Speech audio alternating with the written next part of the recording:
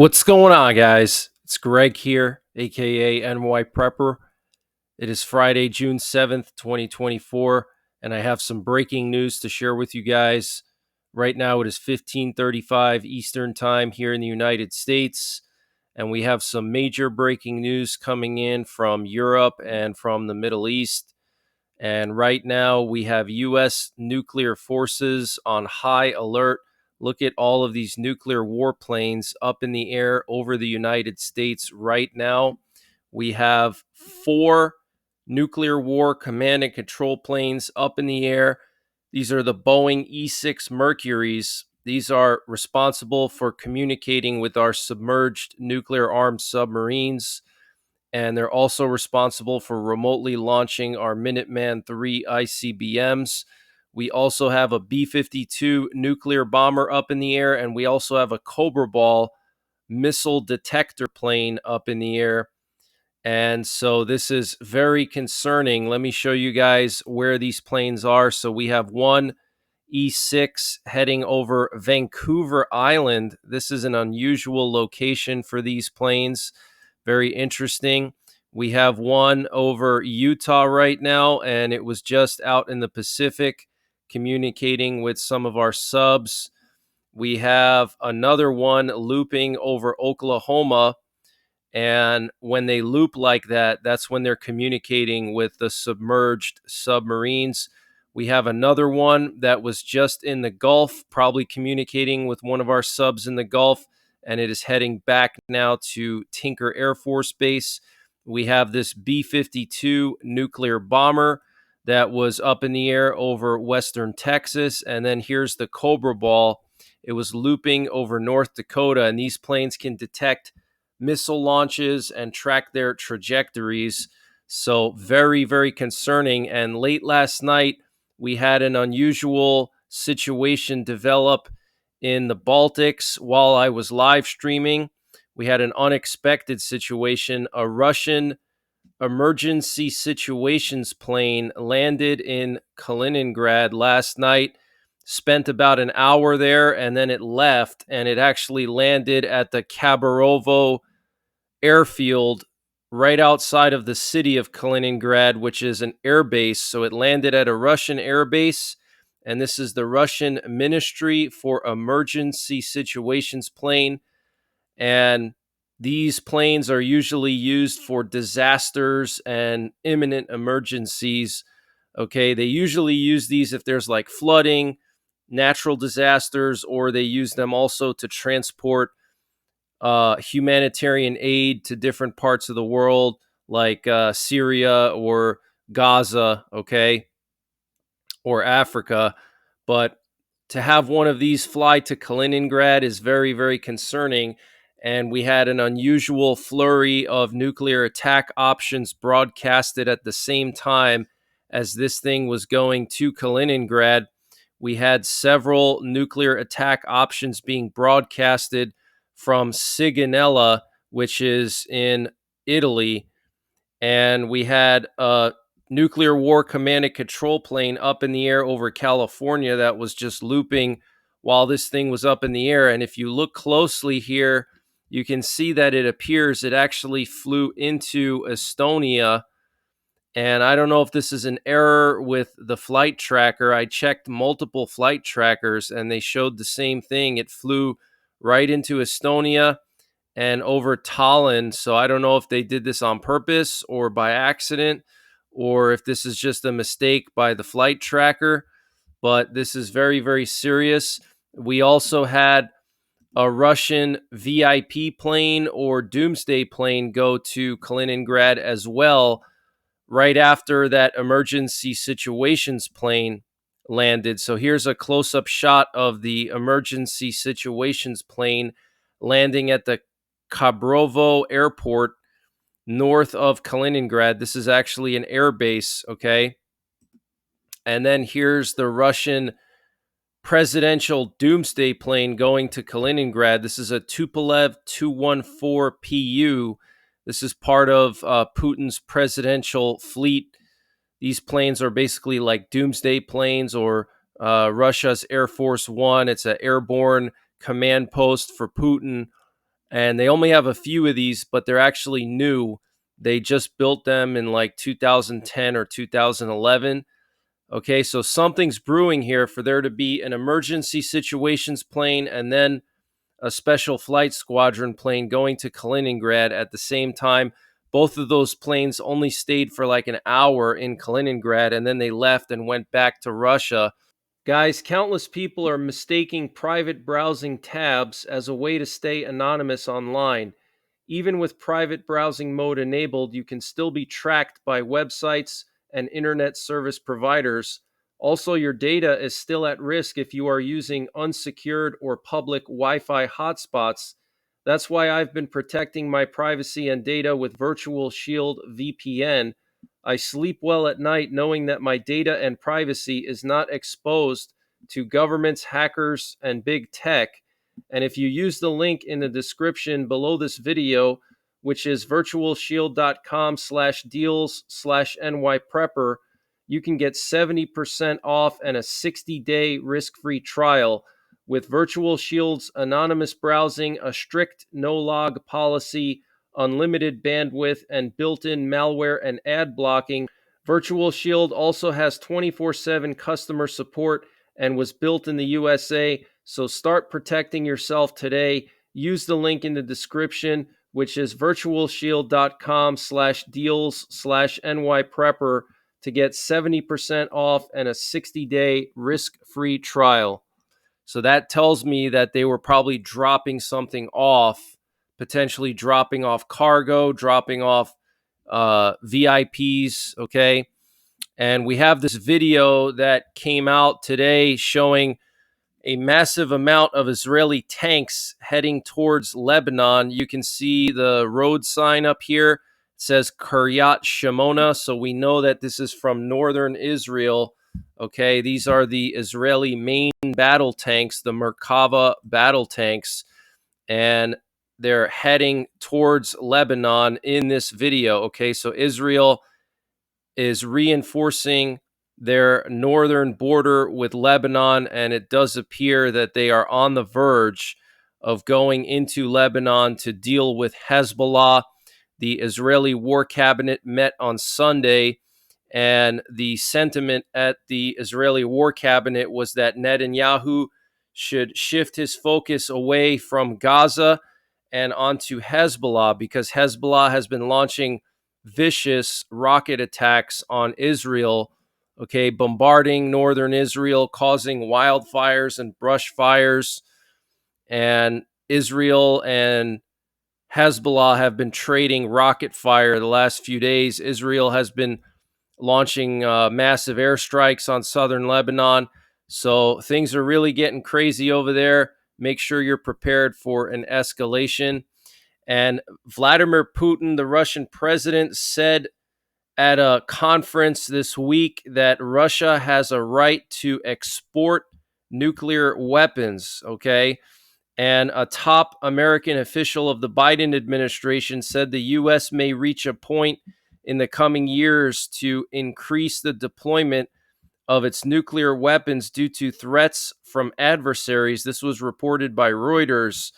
Pranay Vadi, a top National Security Council official, made the statement in a speech to the Arms Control Association.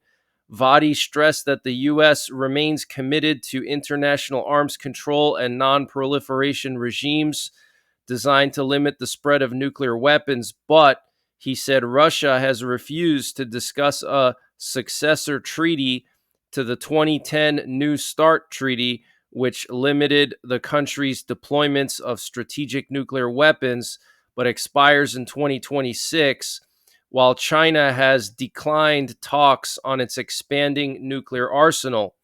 We may reach a point in the coming years where an increase from current deployed numbers is required, said Vadi. We need to be fully prepared to execute if the president makes that decision. Okay, so this is huge news, guys.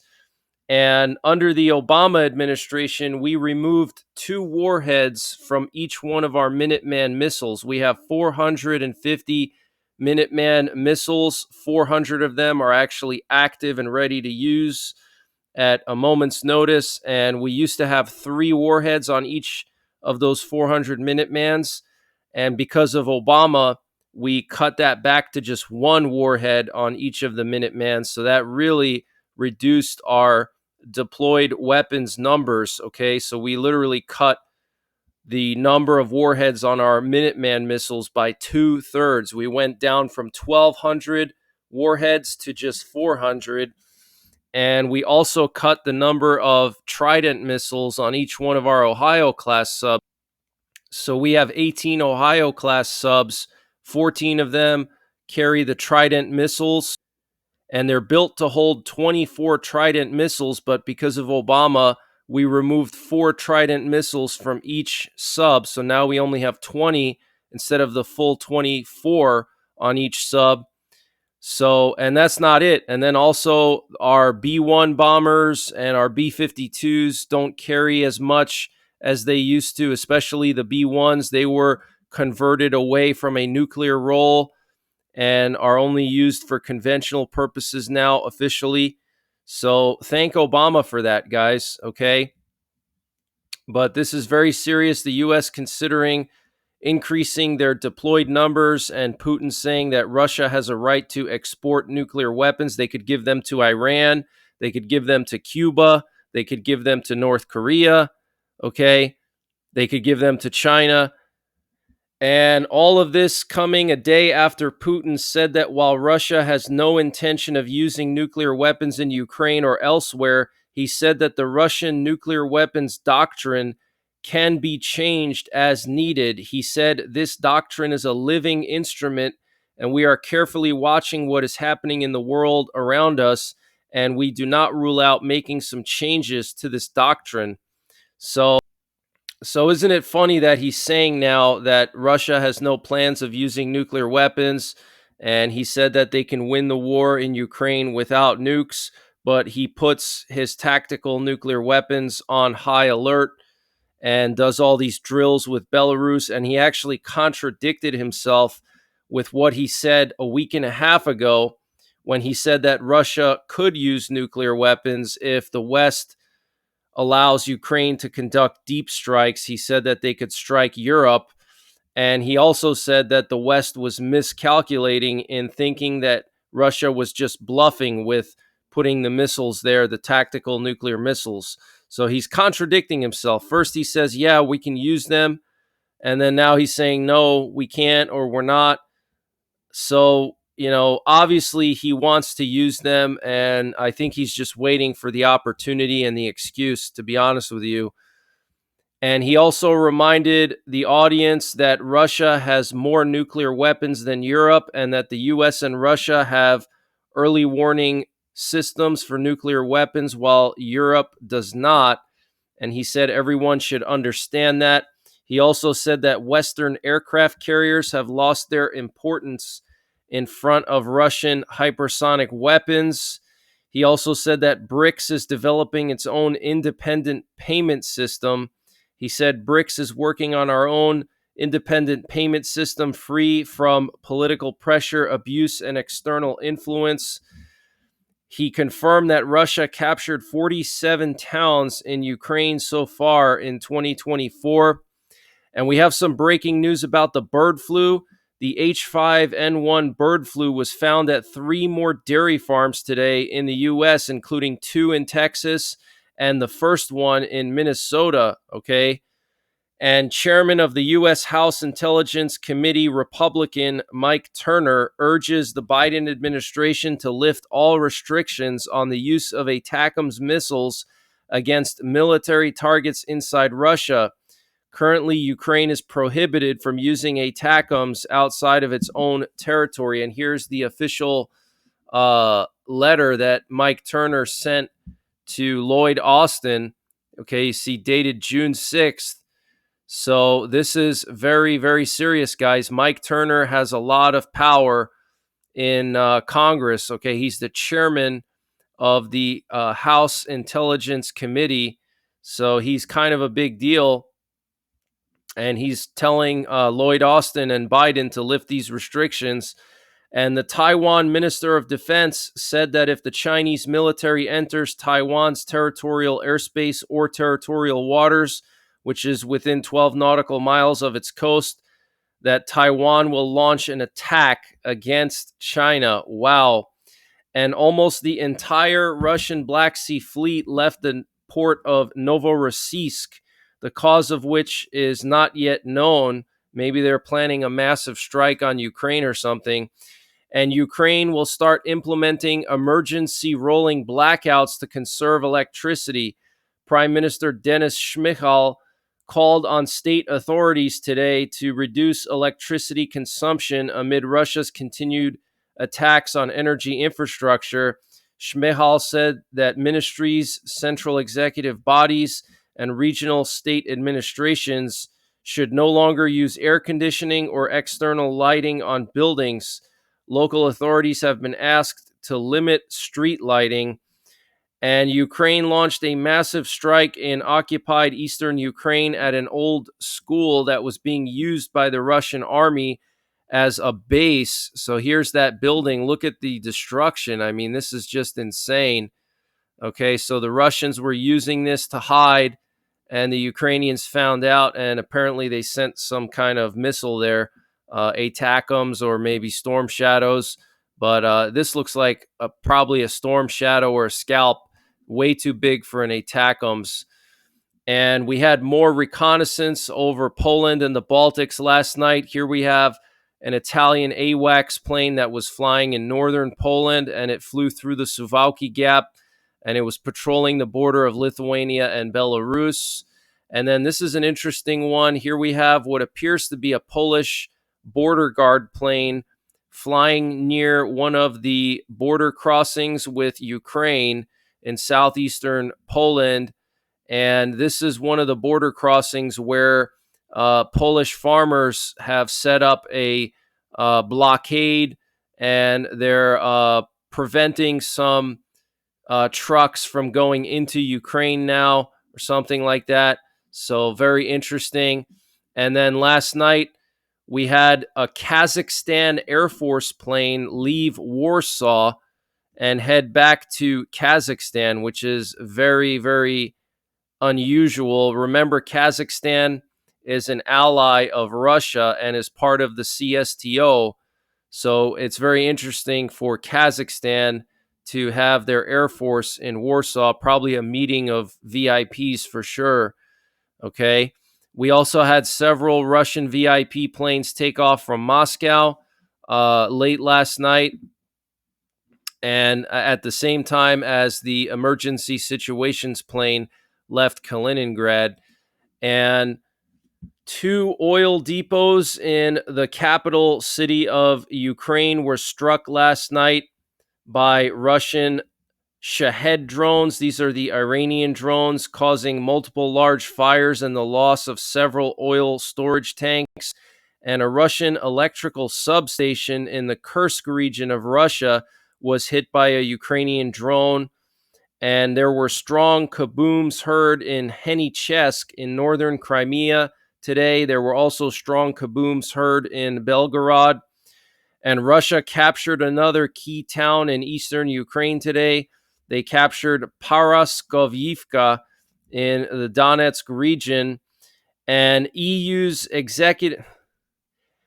EU's executive arm confirmed that both Ukraine and Moldova have fully completed all steps to start EU accession talks, and apparently Hungary is now trying to block Ukraine's accession into the EU.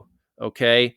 And U.S. President Joe Biden announced an aid package for Ukraine worth $250 million during a meeting with his Ukrainian counterpart in Paris. So Zelensky went to Paris, and Biden is there, and they talked about all kinds of stuff. And France wants to finalize a coalition of countries to send military instructors to Ukraine. French President Emmanuel Macron said today during a joint press conference with his Ukrainian counterpart, Vladimir Zelensky, We are not at war with Russia, and we do not want an escalation, but we want to do everything we can to help Ukraine resist. Is it an escalation when Ukraine asks us to train mobilized soldiers on its sovereign soil? No, Macron said. And France is going to be building an ammunition plant in Ukraine. Very interesting. And a new survey shows that trust in Zelensky among Ukrainians is dropping. Only 59% of Ukrainians trust him now, with 36% of Ukrainians not trusting him at all. And the governor of St. Petersburg in Russia, Alexander Beglov, met with a delegation from the Taliban. Very interesting. So the Taliban showed up to this St. Petersburg Economic Forum, and that's the forum that Putin was speaking at on Wednesday. And actually, Scott Ritter and Andrew Napolitano, you guys may know who these people are. Andrew Napolitano used to be on Fox News, and Scott Ritter used to be a weapons inspector, and both of them are very pro-Putin, and they were going to fly to Russia for this economic forum, which the Taliban was going to be participating in, and they got plucked off the plane and had their passports pulled. So very interesting. And the U.S. Secretary of State Anthony Blinken is going to be visiting the Middle East soon to push for a peace plan. And the Israeli War Cabinet Minister Benny Gantz said that the United Nations has put Israel in the same category as ISIS, and that is biblical, guys. The Bible says that all these countries are going to turn against Israel, and then they're going to turn against Christians. And the Israeli Defense Force has achieved full control over the Philadelphia corridor. That's the border of Gaza and Egypt. And what you're looking at here is some video footage showing a U.S. aircraft carrier undergoing shock tests. So what they do is they detonate these massive bombs right next to the aircraft carrier underwater, and they test to see if the aircraft carrier can resist the shocks and there's no major damage to the aircraft carrier. So in this particular test, they detonated, I think, a 40,000-pound bomb right next to the carrier. And apparently that's like the equivalent of a 3.9 magnitude earthquake. So let's check this video out. It's pretty cool.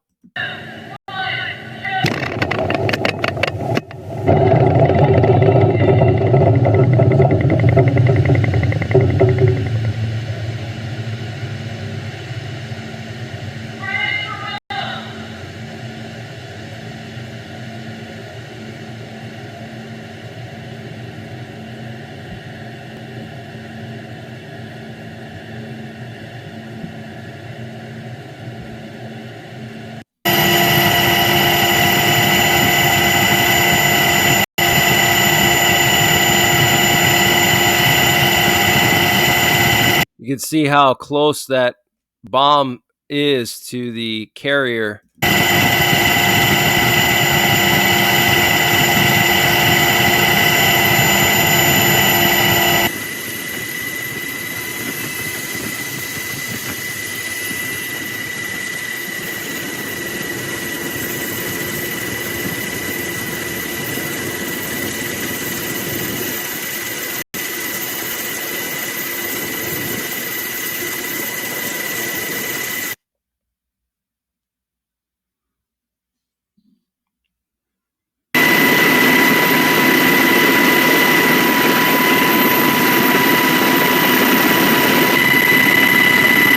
So pretty interesting, guys, but that's the latest breaking news that I have. I will be back later on tonight with more breaking news. So make sure you're subscribed. Hit the bell icon down below so you get notified when I post these updates. Also, check me out on Telegram and Twitter. The links are in the comments down below. And until later on, take care, God bless, and don't forget the 3 Ps: prepare, practice, and persevere. This update was sponsored by My Patriot Supply. Guys, My Patriot Supply has brought back their 25% discount on their 3-month emergency food supply. And to get the discount, you got to use the link preparewithnyprepper.com. and the link is in the description below this video. But this 3-month emergency food supply has a 25-year shelf life. It includes over 2,000 calories per day, breakfasts, lunches, dinners, drinks, and snacks, all contained within 6 rugged water-resistant buckets, and free shipping is included. So use the link preparewithnyprepper.com to get $200 off or 25% off of the My Patriot Supply 3-month emergency food supply. The link is in the description below this video. Free shipping is included. They also have a general store where they sell all kinds of prepping and survival products, and they're always running various discounts. And to get to their general store, you just got to click on the My Patriot Supply logo when you get to preparewithnyprepper.com at the top of the page, and you'll see their general store where they sell all kinds of prepping and survival products, and they're always running discounts here. So use the link preparewithnyprepper.com to get 25% off of the My Patriot Supply 3-month emergency food supply, and the link is in the description below this video.